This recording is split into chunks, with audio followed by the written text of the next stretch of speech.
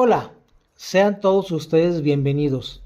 Yo soy Miguel Ángel Osorio Pinta y ya lo saben, hoy estás en ¿Sabes qué? Hoy te toca, un canal informal e irreverente en el que hablaremos de educación física y de cosas peores, pero tal vez con algo de suerte llegue a ser algo informativo.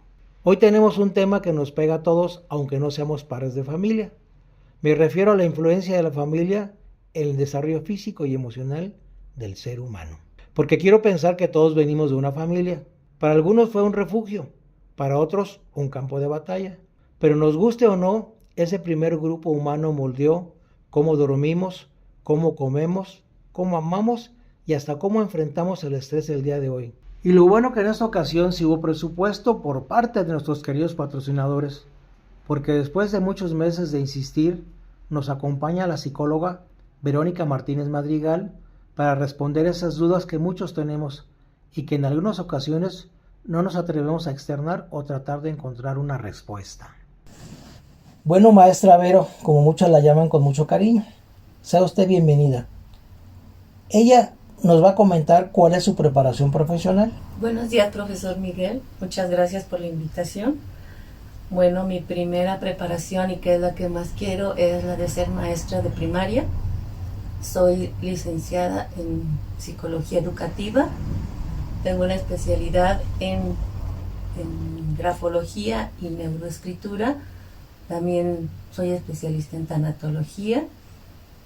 Y bueno, algunas otras cosas que ya no menciono. A usted sí me atrevo a recibirla con un beso y un abrazo, porque hablando de familia y de emociones, existe un vínculo muy grande entre nosotros, que nos une y es muy fuerte. Maestra, bienvenida. Ahora sí, para entender qué tanto peso tiene la familia en nuestra salud física y emocional, hoy converso con la maestra Vero, que es psicóloga. Ella nos ayudará a descubrir qué nos dejó nuestra familia, qué podemos cambiar y cómo podemos construir nuestros vínculos que realmente nutran. Empezaremos con las preguntas, dice. ¿Qué es el desarrollo emocional y por qué es tan importante en el ser humano y cómo esto nos forma o nos afecta? Bueno, comenzamos por decir que el desarrollo emocional es un proceso por el cual una persona aprende a comprender, expresar y gestionar sus emociones, desarrollando también la empatía por los demás. Permite construir la identidad, la autoestima y establecer relaciones saludables con su entorno.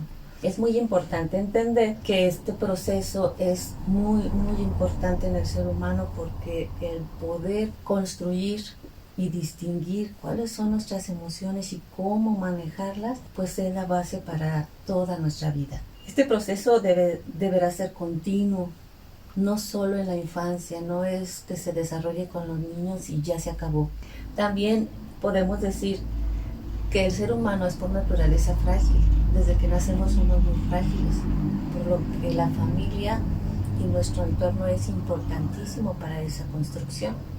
Si el entorno es muy bueno, pues la gestión emocional en nosotros será buena. Si nuestro entorno es deficiente o es inadecuado, nuestras heridas crecerán muy grandes. Bien, maestra, pasamos a la segunda pregunta y que ya es un poco más cercano a nuestro tema, que dice: ¿qué necesidades físicas y emocionales cubre la familia en los primeros años que ninguna otra institución puede hacerlo? La familia es una de las necesidades básicas del ser humano. Hoy en día a lo mejor casi ya no le damos tanta importancia, pero todos tenemos que estar dentro de una familia. La familia cubre necesidades físicas, emocionales y fundamentalmente en los primeros años de la vida del ser humano. Se debe garantizar el desarrollo físico mediante la alimentación, el cuidado médico preventivo, la higiene, un entorno seguro que impulse su movilidad, descanso adecuado, con un sueño reparador. Para el desarrollo emocional hay que proveer amor incondicional, validación y contención, lo que le permite al niño gestionar sus emociones y crear un apego seguro. El apego es muy importante porque es la seguridad de él. Con contacto físico, amoroso y constante, y atención a las señales de llanto o malestar. que van conformando una base de confianza y seguridad en el niño. La validación implica atención, mirada y escucha genuina, lo que ayuda a los niños a sentirse valorados y capaces. Bien, maestra, sabemos que la sociedad con el paso de los años va evolucionando, la familia también. Entonces la siguiente pregunta sería, ¿y qué pasa en estos días con las emociones dentro de las familias que ya no se cubren como las familias tradicionales de antaño? Es decir, ya no es lo mismo que antes. La estructura familiar ya no es la misma que antes. Sí, así es, pero bueno, afortunadamente todavía contamos con muchas familias que siguen esas pautas tradicionales, pero otras muchas no, que son las que van dañando a los pequeños. Hoy en día tenemos familias monoparentales en donde el cónyuge que se queda en casa se hace cargo de los hijos, de la manutención, de la educación, o en otras ocasiones son los abuelos, o en otra ocasión incluso son algunos padrinos, no sé, pero eso es familia al fin y al cabo. Hay otras familias en las que nosotros podemos decir que son dobles, porque el papá tiene pareja, la mamá tiene pareja, y generalmente están inmiscuidos en esa relación de pareja nueva y descuidan a sus hijos, ya no les hacen caso, ya no importa una base firme que solo da la familia, una familia sólida. Y eso no les permite a los niños desarrollarse sanamente. En este tipo de hogar, la persona adulta siempre está a veces distraída, a veces con demasiados problemas, sobre todo económicos, y pues su objetivo es sacar adelante lo básico, que es la alimentación, y olvidando otras cosas muy importantes. Y la crianza de los niños pues es lo que siempre queda al final. Afortunadamente muchos de ellos encuentran un tío, un abuelo o algún maestro que los va ayudando y guiando para no perderse. Desgraciadamente en muchas familias de hoy ya no educan combinando afecto, límites claros y un enfoque en la autoestima, que la autoestima es importantísima. No se prioriza la comunicación abierta y la inteligencia emocional, ni se logra que el hogar sea un refugio seguro, promoviendo valores como el esfuerzo y el desarrollo personal. Maestra, y siguiendo por la misma línea, ahora con un aspecto muy específico, ¿cómo influye entonces el ambiente familiar en la salud de un niño? Es importante mencionar que el desarrollo del ser humano es un todo. Deberá ser siempre integral. No podemos desarrollar solo una parte. El cuidado debe de ser físico, mental, emocional y espiritual. En el desarrollo físico, ya lo habíamos comentado, es el cuidado del cuerpo en su salud física, que crezca saludable y fuerte, con una buena dieta y balanceada. Hoy en día los chiquillos comen demasiadas cosas rápidas porque no hay tiempo a veces, ¿no? En su salud mental se acerca al menor desde etapas tempranas a la socialización, cuidando las conversaciones en casa, el lenguaje, el tipo de música incluso, que ayude al desarrollo del intelecto. Más tarde acercarlo a la lectura, fomentando la escritura y el amor por aprender cosas nuevas. Yo me acuerdo que en mi época se acostumbraba mucho a escribir un diario. Las chicas sobre todo hacían eso, ¿no? Escribían su diario y eso ayuda muchísimo, no solo intelectualmente, porque desarrollas cómo plasmar tus ideas, y sino emocionalmente también, porque ahí plasmas las cosas tristes, las cosas bonitas que te sucedieron, y vas canalizando todas esas emociones y vas aprendiendo realmente a gestionarlas. Los chicos son más propensos a escribir aventuras, pero el resultado siempre será el mismo. La escritura es una de las herramientas del ser humano que desarrollan el intelecto de manera impresionante.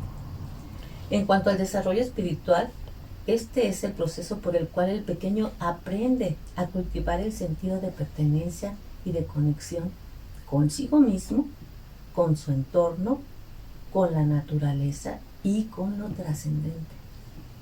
Desarrollar el sentido de devoción personal incluye aprender valores universales. Un ambiente familiar positivo reduce el estrés propio de la vida cotidiana, fortalece el sistema inmunológico y forma hábitos de vida saludable, impactando en la estabilidad física y emocional. Su sueño será tranquilo y reparador. Su apetito será bueno. Tendrá ganas de jugar, de hacer deporte, de hacer amigos. Si no se desarrollan estos aspectos, el ser humano crecerá incompleto e insatisfecho. Y observamos todo lo contrario. Falta de apetito, desgano, tristeza crónica. Un niño deprimido duerme mal, no logra hacer amigos, lo que le deprime más aún, porque pues, los amigos en la infancia y en la adolescencia y en la adultez siempre son importantes. Está enfermo, todo le hace daño, todo le duele, inhibe la capacidad de ser dinámico, no le gusta la escuela, nada le divierte, sufre terrores nocturnos, enuresis. El desarrollo emocional es importantísimo y va a incidir en su salud física, mental y espiritual. Si se descuida cualquiera de estos aspectos, pues veremos entonces todas estas situaciones tristes y tenemos que cuidar mucho este aspecto, ya que se van desarrollando situaciones muy difíciles, como que ellos mismos se llegan a lastimar, caen en vicios o en adicciones que nosotros les llamamos, en trastornos alimenticios, incluso hasta el suicidio. Pues con sus palabras, maestra, en lo personal me doy cuenta que muchas familias nos quedamos cortos en todos esos cuidados que debemos de tener. Pero tenemos que seguir adelante. Y en los adultos, ese desarrollo emocional se termina. Ya no es necesario cuidarlo. ¿Y el apoyo familiar también cuenta o es necesario? La idea de que un adulto debe de ser autosuficiente es un mito. Todo ser humano necesita validación, afecto, escucha activa a cualquier edad. Los adultos también experimentamos duelos, problemas laborales, de salud y de crisis que requieren una red de contención. Contar con ello reduce muchos riesgos como el aislamiento, problemas de salud física y mental. El enfermo requiere cuidados y amor. El anciano requiere de cuidado, contacto físico, amor, comprensión, paciencia. Todos necesitamos ser parte de una familia, ya sea carnal, moral, laboral o de amistad. Pero todos debemos tener una familia. Maestra, le pregunto esto para ver si todavía tengo remedio. ¿Cómo afecta en la vida adulta lo vivido en la infancia? Los adultos cargamos con heridas profundas que marcan nuestras decisiones y nuestra forma de vida. Mi madre decía que no había corazón desocupado. Significa, como yo ya les había dicho antes, que cuando somos pequeños nuestro desarrollo emocional es muy frágil, ¿sí? Nuestras emociones nos mueven, pero tenemos que aprender a gestionarlas. Pero cuando no aprendimos, de todos modos vamos a cargar con heridas. Todos, sin excepción, tenemos algún mal recuerdo que a veces nos daña, en la mayoría de los casos, porque lo vamos cargando. Ya sea que estas heridas se hayan hecho consciente o inconscientemente por la familia. Siempre seremos marcados por nuestra fragilidad emocional. En la infancia, poco se conoce de la responsabilidad de fortalecer el desarrollo emocional. Generalmente actuamos por inercia, por imitación, por malos consejos, por personas poco preparadas que creen que lo saben todo, o por el contrario, si a mí me trataron rígidamente, me voy al lado contrario y me vuelvo permisivo. Si crecí careciendo de todo, busco darles a mis hijos a manos llenas sin poner límites. Afecta significativamente cuando esas heridas marcan la pauta de nuestra vida adulta. cuando no somos capaces de soltar, de construir una vida saludable, enfermando nuestro cuerpo y a nuestros seres queridos y afectando nuestra vida cotidiana. Si alguna vez sentiste que no sabes qué hacer con el berrinche de tus hijos o con tus propias emociones, quédate en esta charla. Se está poniendo cada vez más interesante. Pasaremos a la siguiente pregunta. ¿De qué manera afectan las emociones de los padres, fíjate bien, o del docente a los niños? Si estás ansioso o estresado, lo absorben. Hemos comentado entre docentes que pareciera ser que del estado de ánimo o de la forma en la que tratamos a los niños, tuvimos problemas o impactos fuertes antes de llegar a la clase, pensamos que los niños no lo sienten, que no lo perciben. ¿Qué nos comenta acerca de esto, maestra? Pues como bien hemos dicho, afecta significativamente, ya que recordemos, como adultos siempre estamos viviendo momentos de mucho estrés, siempre. Y a veces nos instalamos en ese estrés. Y los niños, claro que lo sienten, lo ven y lo absorben, porque a veces cuando los niños son muy bebés y uno está muy estresado, los niños lloran de todo y buscamos a ver si el pañal está sucio, a ver si algo le pica, a ver si tiene hambre, pero no nos damos cuenta que es nuestro estado de ánimo el que está afectando a los pequeños. Cuando son más grandecitos, pues se sienten asustados, no saben qué pasa, piensan, generalmente un niño cuando ve a un papá enojado, piensa que él hizo algo malo, por lo cual su papá está enojado. Nunca piensa que el papá es el que tiene algún problema o que le pasó algo, ¿no? Siempre ellos piensan que ellos son los culpables y entonces se vuelven tristes, se alejan y el apego que debe existir entre padres e hijos se ve dañado, porque entonces ellos tienen miedo de acercarse, generalmente o somos muy gritones, o los ignoramos, no los vemos, o golpeamos cosas. Cada uno tiene una reacción diferente emocionalmente, pero igual daña. Hace ratito hablábamos de que los adultos tenemos heridas, pero esas heridas se van marcando desde muy pequeños. Entonces es importante entender que cada vez que nosotros tenemos una mala actitud, afectamos a nuestros hijos. Igual pasa con el docente, ¿sí?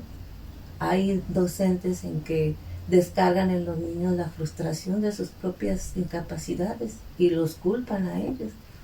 Los niños adoran y admiran siempre al papá y al docente. Quieren ser como ellos. Son sus superhéroes. Sin embargo, cuando no se comportan como el niño sueña o cree que debe de ser, entonces cae el desánimo, la decepción. Y cuando un docente está irritado o no sabe controlar lo que siente, tampoco enseña a sus alumnos a lograr gestionar emociones, porque las emociones los niños aprenden a manejarlas en casa, en la escuela y en la sociedad, ¿sí?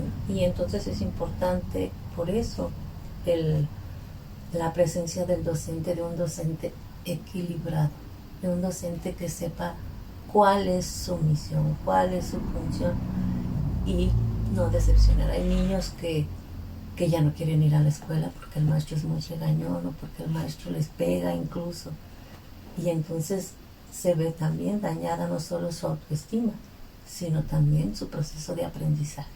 Incluso, maestra, se podría decir que el bebé o el feto absorbe todo lo que los papás vivan desde el momento de concebirlo hasta antes de que nazca. Si hubo rechazo por parte de ellos, si hubo enojo, cómo fue concebido, el ambiente familiar también les afecta a los niños desde antes de nacer, ¿verdad? Por supuesto. Hablamos de que el desarrollo emocional del niño comienza antes de nacer. Si la mamá está estresada, si está contenta, si se ríe, si está llorando constantemente, todo eso el niño lo está viviendo. No lo entiende solo solo no se desarrolla correctamente porque está triste. Si la mamá todo el embarazo estuvo triste, el niño va a ser un niño melancólico siempre, ¿sí? Si la mamá está muy enferma de gripa todo el tiempo, entonces el niño va a padecer problemas de respiratorios por mucho tiempo, porque nosotros somos tan frágiles que tenemos que absorber y tenemos que imitar y tenemos que vivir lo que viven los adultos. Cuando el niño nace, ya hay emociones en él, ya experimenta el frío, el calor, el miedo a ser abandonado, el hambre, el no escuchar la voz de su mamá, que es la que más conoce desde antes de nacer. Entonces es muy importante, siempre por eso decimos, cuando un bebé está comiendo, muchas mamás tienen la costumbre de ponerlo en la cama y de tenerle la mamila con algo para mientras hacer otras cosas. Cuando lo más importante para el niño no es la leche, es el abrazo que la mamá le da, la contención, la seguridad que él siente al estar en brazos de su madre. Y por eso los niños abandonados en los hospitales, si las enfermeras no toman ese papel, muchas veces mueren, no por falta de alimento, sino por falta de ese amor de una madre. El ser humano, como ya lo comenté antes, es muy frágil a comparación de sus compañeros animales que viven en el planeta. Maestra, y para que nos quede muy claro para muchos, ¿se puede arreglar en adultez el daño recibido de un niño cuando no ha sido manejado su desarrollo emocional adecuadamente? ¿O el daño ya está hecho?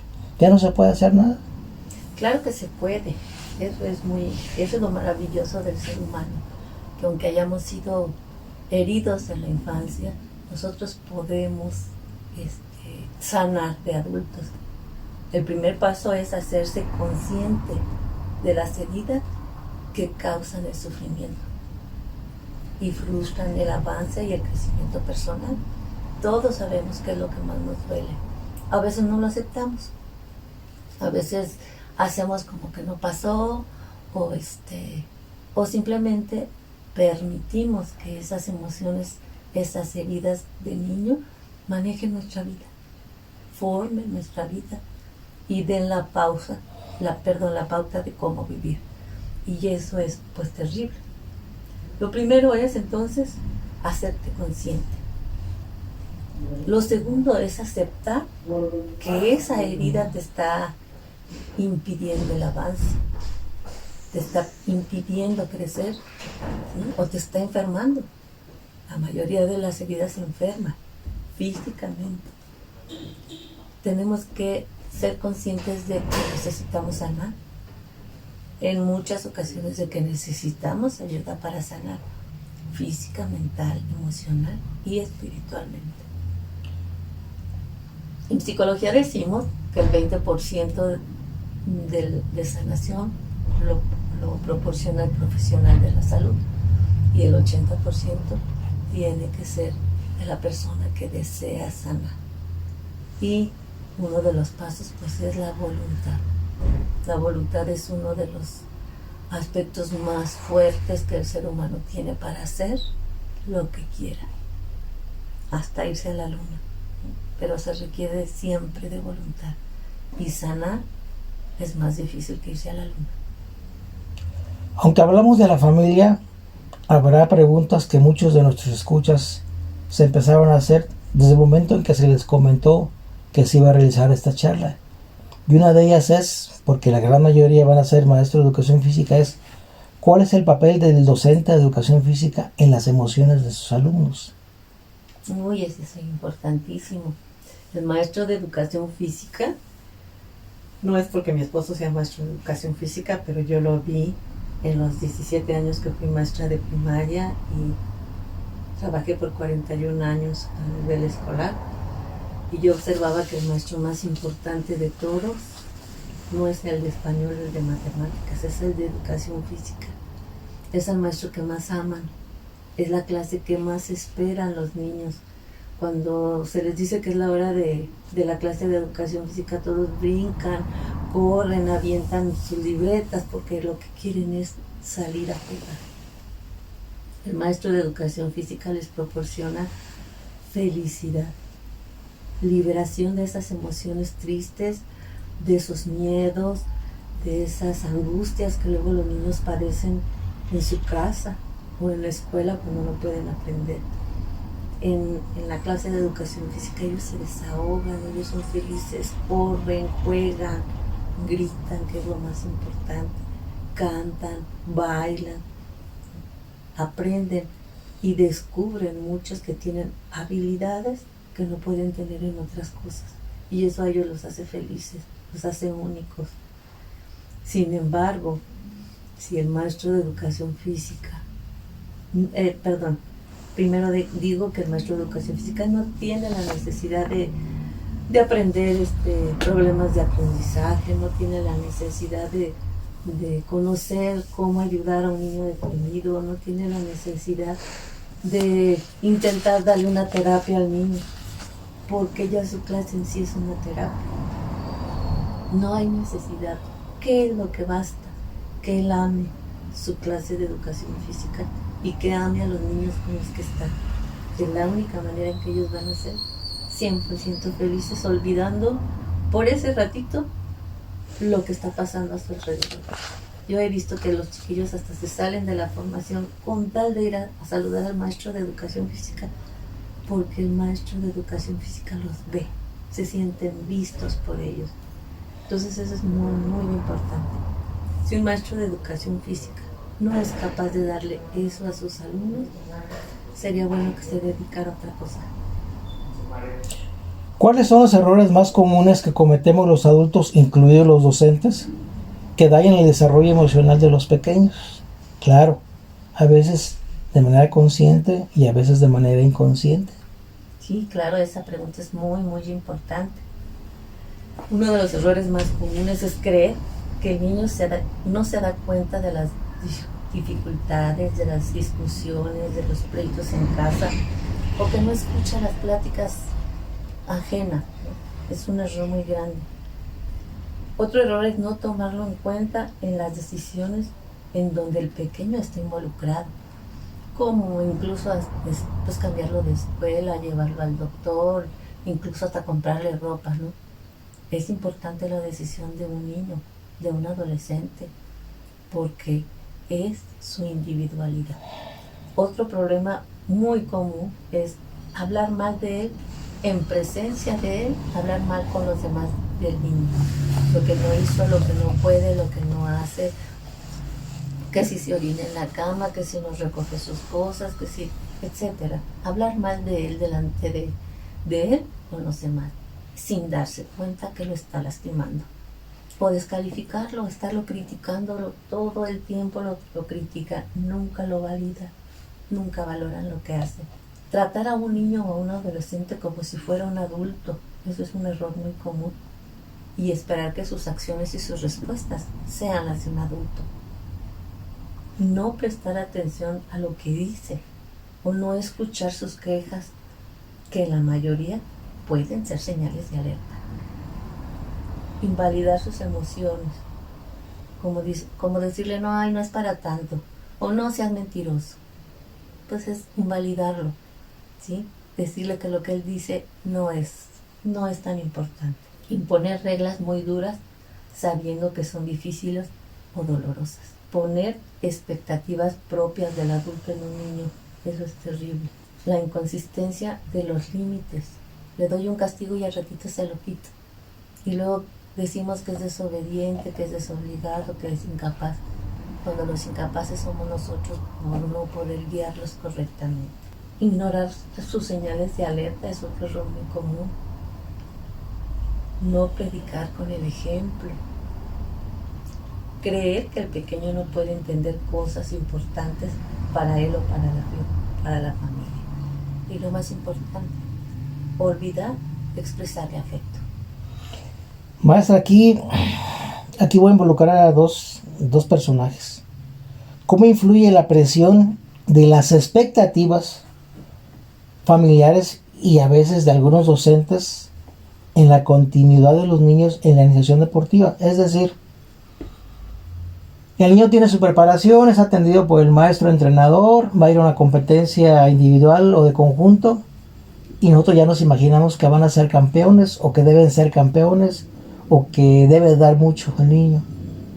Y como comentaba hace rato usted, todo eso el niño lo siente. Entonces, ¿cómo influye esa presión en las expectativas o en las emociones del niño?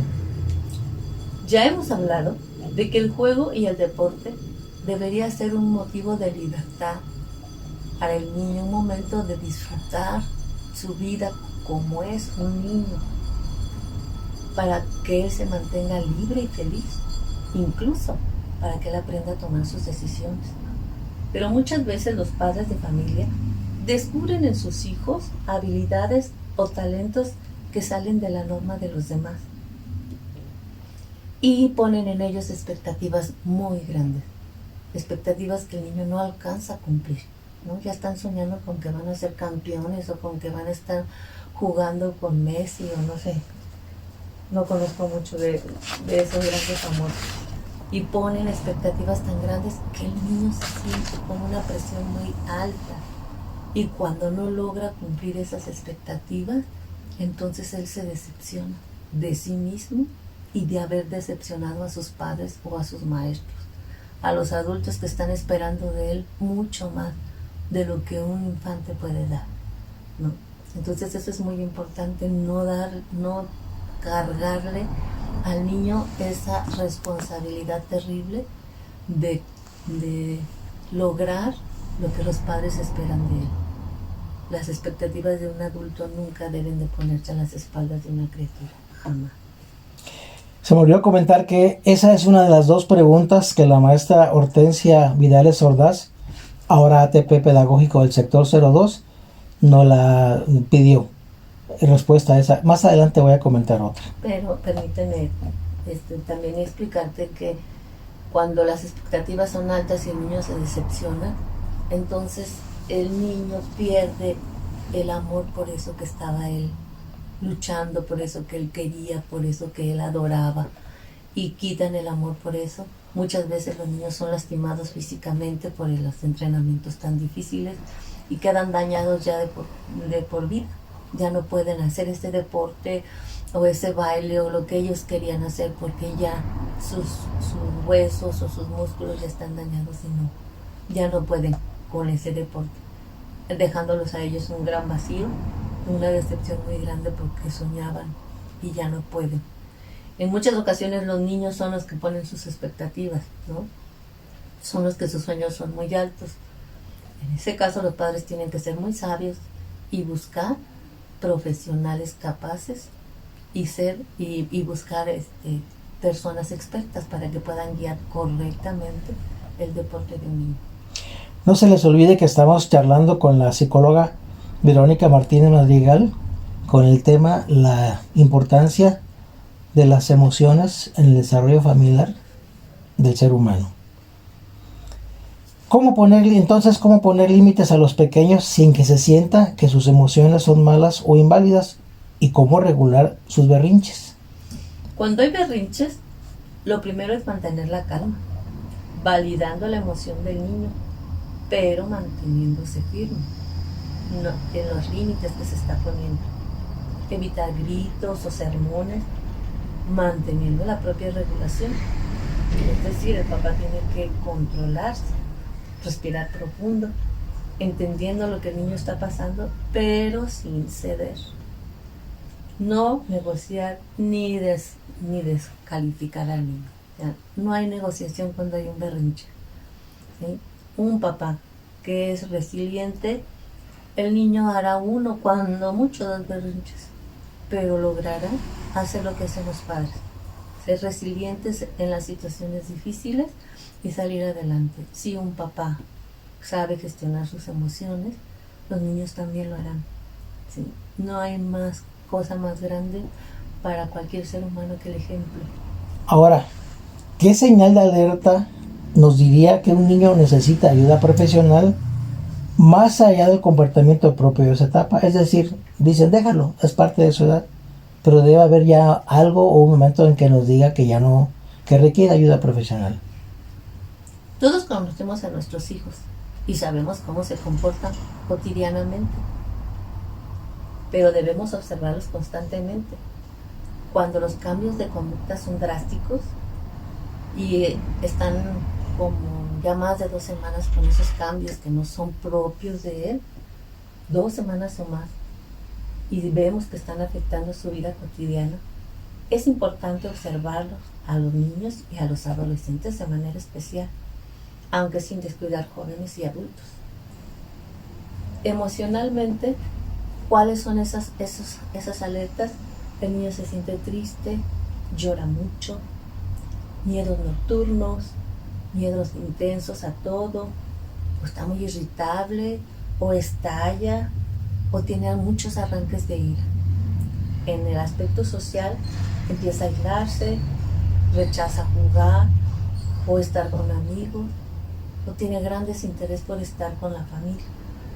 En conductual, en la conducta del niño, su comportamiento puede ser regresivo, como orinarse en la cama, chuparse el dedo, cambios repentinos en sus hábitos nutricionales o en sus cambios de rutina, que lo que hacía comúnmente ya no lo quiere hacer, se duerme mucho,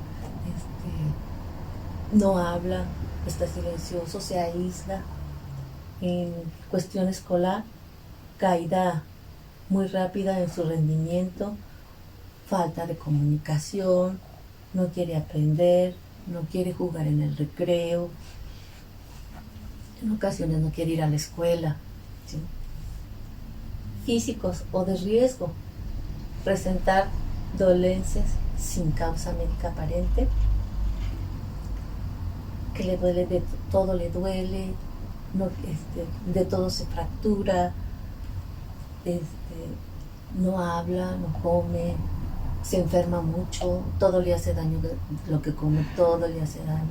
Entonces todas esas son señales de alerta cuando vemos que nuestro hijo no está actuando correctamente como él es.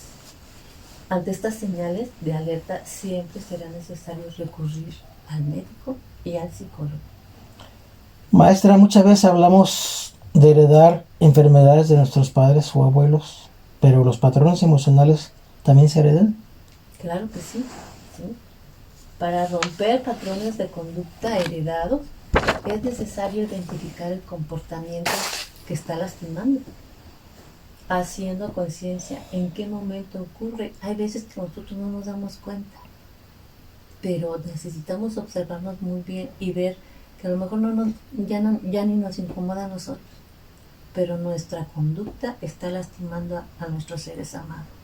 Entonces es importante, muy importante hacer conciencia de qué me está pasando, de que si es esa herida o esas heridas, a veces son muchas, las que no me dejan avanzar, tengo que identificarlas, tengo que aceptar que me está haciendo daño para poder empezar a cambiar mi conducta. Hay veces nosotros tenemos reacciones automáticas y ya las vemos como parte de nosotros. Mucha gente me dice, pues es que así soy yo, ¿no? No, nadie es así. Nosotros nos vamos formando a lo largo de la vida de acuerdo a nuestras experiencias de vida, y es importante que nosotros nos revisemos a nosotros mismos, ¿no? Como ya cuando uno está viejito, que empieza uno a decir, ay, me duelen los tobillos y antes no me dolían, o me duele siempre el estómago y antes no me dolía, ¿no? Son alertas físicas que nosotros sabemos que no tenemos. Entonces nos conocemos muy bien, sabemos quiénes somos, y cuando algo no está bien también lo identificamos, solo que a veces no queremos. Entonces tengamos ese valor, ¿no? De confrontarnos, de identificarnos lo que nos está lastimando, lo que nos ha dolido por siempre, para poder superarlo. Muchas veces se supera pues con las mismas situaciones, con la voluntad, pero cuando las heridas son muy profundas es necesario acudir con el especialista. Vienen preguntas un poquito fuertes. ¿Cómo afecta crecer en una familia disfuncional en las relaciones de pareja que formamos después?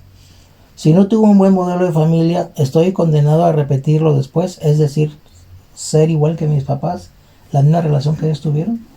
Formar una pareja requiere ya de por sí un proyecto de vida, una clara conciencia de lo que se persigue al estar con una pareja o al formar una familia, y si en esa relación de pareja incluye traer hijos al mundo. Siempre hay heridas que sanar, siempre, nadie está exento. Aquí lo importante es tener la conciencia de qué quiero, de tener un proyecto de vida muy claro para yo poder construir pues esa relación. Y es importante que yo platique con mi pareja cuáles son esas heridas que a mí me molestan y escuchar las de ella o las de él, porque también, vuelvo a repetir, todos tenemos heridas. Y a veces el platicarlas como anécdotas ayuda muchísimo y se van desvaneciendo, porque luego cae uno en cuenta de que eso ya no es importante o ya no tiene por qué serlo. Y el platicarlo siempre ayuda a sanar. Si las heridas muy profundas, como dije anteriormente, pueden ambos asistir a pues apoyo profesional para sanar más rápidamente, porque construir una pareja pues generalmente es construir una familia, y en esa familia, en ese proyecto de vida debe de ser el hacer felices a los que amamos. ¿Cómo construimos una familia que nutra física y emocionalmente, aunque vengamos de una familia complicada, de una historia muy complicada? Trabajar constantemente es construir o reconstruir la autoestima de sí mismo, de la pareja y de los hijos. Muchas veces ya nos damos cuenta de que hemos dañado a nuestra pareja porque pues nadie nos había dicho que teníamos que sanar, pero siempre hay forma, siempre hay tiempo. Y trabajar en esa autoestima, en saber quiénes somos y qué es lo que queremos. Eso es muy importante. Prepararse constantemente con lecturas, charlas, relatos que favorecen dicho objetivo. Aprovechar las charlas. En muchas escuelas se ofrecen charlas a los padres para la crianza de sus hijos. Y eso ayuda muchísimo tanto a saber cómo guiarlos como para sanar uno mismo. Hoy en día hay mucha información en las redes sociales que forma y favorece el crecimiento de los padres y por ende de los hijos. Aprovechar los buenos ejemplos del entorno, de nuestros mismos padres, de abuelos, de tíos, de amigos. Siempre tenemos buenos ejemplos alrededor nuestro que nos están enseñando sin decirnos nada. El ejemplo, como les vuelvo a repetir, es lo que más enseña. Cuando es necesario, pues aprovechar las terapias y sobre todo, nunca dejar de escuchar nuestra voz interior. Hay dentro de nosotros una parte que los psicólogos le llamamos la parte sabia. En otras ocasiones, gente que le llama la conciencia. Y en otras ocasiones es uno mismo el que está uno diciendo qué es lo que realmente soy y cómo rescatarlo. La otra pregunta que nos hizo llegar la maestra Hortensia Vidales Ordaz, compañera del sector, nos pregunta: ¿cuáles son las herramientas más apropiadas para que alguien que está en proceso de duelo las utilice? ¿Y cómo se ayuda a los niños a procesar ese duelo? Ok. También, bueno, quiero completar un poquito lo anterior. Las personas que no tienen hijos siempre podrán dar buen ejemplo con su comportamiento, su resiliencia y su capacidad de hacer ayuda, o de buscar ayuda, o de dar ayuda a los niños y jóvenes en su entorno. Entonces, aunque yo no tenga una pareja, aunque yo no tenga hijos, puedo ser capaz de formar parte de ese desarrollo de los niños y de ayudar a sanar. Ahora, enfocándonos en la pregunta, ¿cuáles son esas herramientas? ¿Y cómo se ayuda a los niños también a procesar ese duelo? Las herramientas para ayudar a una persona en duelo, lo primero, y que ya hemos repetido en varias ocasiones, es la empatía. ¿Qué es la empatía? Ponerse en los zapatos del otro. entender lo que el otro está pasando, lo que el otro está sufriendo. Entender que todos, sin excepción, pasamos por pérdidas. Un duelo es la pérdida de algo, no solo de un ser amado, la pérdida a veces de una parte física de nuestro cuerpo, a veces de una mascota, a veces de un amigo que se va para otro lugar y que ya no volvemos a ver. Todos esos son duelos y lo importante es entender a la persona que está sufriendo y por qué está sufriendo. Lo segundo, es no juzgar al que está viviéndolo por su forma de enfrentar su pérdida. No criticarlo, no decirle es que no deberías hacer esto, es que no deberías hacer el otro.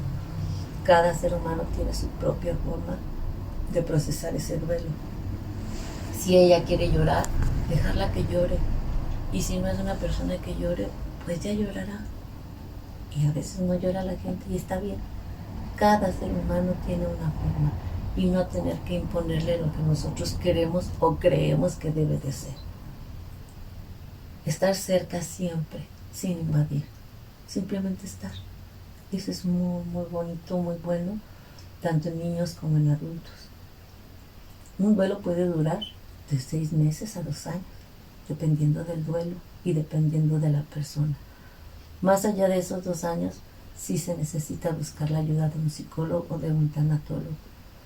En el caso de los niños, también podemos ayudarlos, porque muchas veces creemos que los niños ni se dieron cuenta o no saben lo que eso significa y siempre estamos minimizando a los niños. Cuando hay un enfermo terminal, es importante el duelo anticipado, que se le llama en psicología, que es ir procesando que esa persona se va a ir e irnos despidiendo poco a poco y enseñar a los niños también a irse despidiendo de esas pérdidas para que ellos logren esa capacidad como los adultos de ser resilientes en cualquier situación de la vida. Y el duelo pues, es uno de las cosas que nosotros enfrentamos más difíciles. Maestra, ya para cerrar esta parte de la charla nos faltan otras preguntas, pero son de otro tipo. Si solo pudiera dejar un mensaje a todas las personas que nos escuchan sobre criar hijos emocionalmente sanos, ¿cuál sería con ese mensaje que cerramos esta parte? Pues amarse lo suficientemente a uno mismo para querer estar bien. Eso es muy importante. Buscando la salud integral. Solo así podemos compartir un amor consciente, un amor constante, verdadero y un amor incondicional. Mucha gente me dice que el amor incondicional no existe. Y no hay más hermoso amor incondicional que el de una madre. En todos lados y en todas reglas sabemos que eso es excepción. Pero el amor incondicional es el más hermoso de los amores. No dejar de amar a sus seres queridos, pues son ellos el motor para que nosotros busquemos estar bien. Pocas preguntas le voy a hacer. Maestra, cuando escucha la palabra fe, ¿qué se le viene a la cabeza? Cuando yo escucho la palabra fe, lo primero que se me viene a la cabeza es la espiritualidad, el amor a la espiritualidad en el ser humano. Todos tenemos que tener fe en algo. Los que somos religiosos, los que tenemos una religión que amamos, pues esa fe nosotros la vamos a canalizar en nuestra religión, en nuestro Dios, en nuestras creencias. Todos debemos de tener creencia. Una de las cosas importantes que no mencioné es que el ser humano, para sanar, tiene que ser consciente de sí mismo, y eso ya es un desahogo, ya es una salida. Ya empezaste. Tener amor hacia tus hijos, hacia tus seres queridos, hacia la pareja, hacia los demás, ser solidarios, hacia la empatía y sobre todo el amor a tus creencias, que es lo que alimenta tu espiritualidad. Habrá otros que tengan fe en sus ideales, otros que tengan fe en el ser humano, ¿sí? Otros que tengan fe. Siempre debemos de alimentar esas creencias que son la forma de de poder desarrollar nuestra espiritualidad, las creencias. Para mí la fe es saber con certeza que todo está bien. Maestra, ¿qué es lo que más le gusta de su familia? Una cosa que más le gusta de su familia. Mi esposo, mis hijos, mi nieta, mis hermanos. Yo considero que soy afortunada al tener una gran familia. Y hablando de su círculo más cercano, más estrecho, su primer círculo, ¿cómo describiría las características de sus hijos, de su nieta? Mis hijos pues son seres muy, muy amados por mí, y todo lo que yo diga pues va a ser subjetivo, porque va a hablar la voz de una madre, pero nuestro Señor me ha bendecido con hijos muy buenos, capaces, luchones, y que son amorosos y cuidadores de sus padres. Nosotros como padres pues también hemos fallado, como todos los seres humanos, porque el ser humano es único e irrepetible, y lo que funciona con uno no funciona con otro.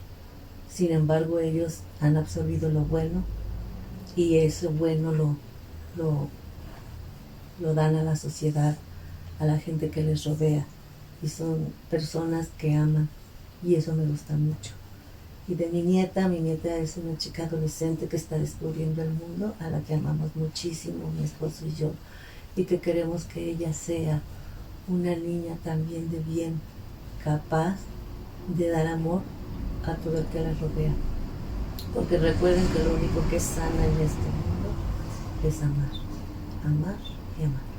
Entonces, mi nietecita es una hermosa niña que nuestro Señor nos regaló, y que la disfrutamos mucho, y que queremos que sea como sus tíos, hermanos, no sé, la mejor.